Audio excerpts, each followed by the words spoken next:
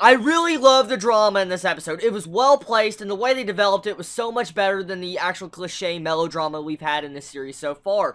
So, honestly, with the actual drama that was introduced in this episode, it'll add more better character development later on in the episodes. We only got 2 episodes left of Inari Konkon, so I don't know how exactly, like I've been saying, they're going to end it well, but let's not look at that fact real quick. Let's just talk about this episode.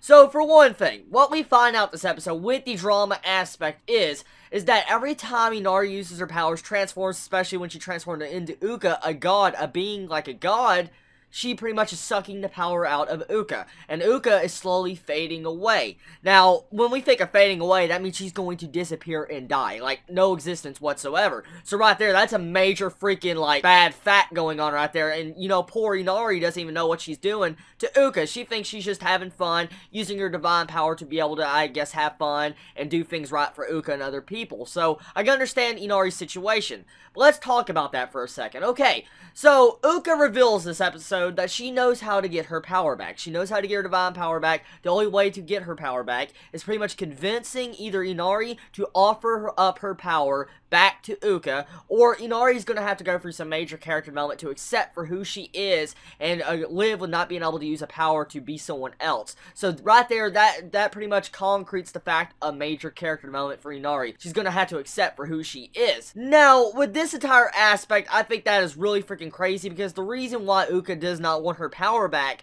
and this is where the major drama actually comes in place, is because if Inari gives back her divine power to Uka, she will not be able to see Uka, communicate with her, talk with her, anything. So technically, even though they might be friends, they won't be able to communicate at all. So it's really upsetting in that entire aspect. So I will say, it's sad, yes, but I don't think it's right for, you know, Uka to die of all people. And I mean, that's kind of messed up. Now, one thing, I have a couple theories though, how Inari could probably still interact with Uka even if Inari was to give up her divine power. For one thing, we saw earlier on in this series where Uka transformed into a human. So, if Uka could transform into a human, that means she could transform into a being that kind of looks like herself, but in human form, and she can interact with Inari, and Inari can see her. So I can see how that could happen, how Inari can still see her, but I don't highly doubt they would go that path. Now, we get to see some romance building in this episode. I really love the way the romance was. I mean, I've been shipping Toka and Uka since the very first time I saw them together,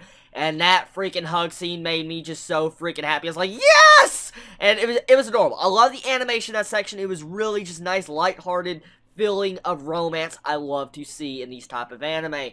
And honestly, it's really sad how Toka had to cheer her up, and just, you know, the way the drama was just displayed right there, I felt like it was really good, and it definitely suited the atmosphere of the series. The music was good, I loved the music, and so far, this is probably one of my favorite episodes of Inari Konkon, because of the way they actually managed to concrete the plot in. Now, we get to see a new character in this episode, Susanoo. Now, out of all these Susanoos I've seen in other anime and different stuff like that, I feel like this Susanoo is really freaking hilarious. I mean, he's nothing like the actual, I guess, Sasuke Susanoo with his freaking armor. This Susanoo is like a delinquent, kind of reminds me of Space Dandy, so it's really weird to get to see, like, a Susanoo that looks like he's a delinquent. Looks pretty badass, though. I'm not gonna joke there. He looks really freaking awesome, and I love the voice actor. The voice actor really did a good job there. I feel like, all in all, this episode had the right feels for a slice of life and supernatural type anime. They managed to make the drama a lot better instead of using cliche melodrama, and I feel like the actual series might have a very good chance of a decent ending.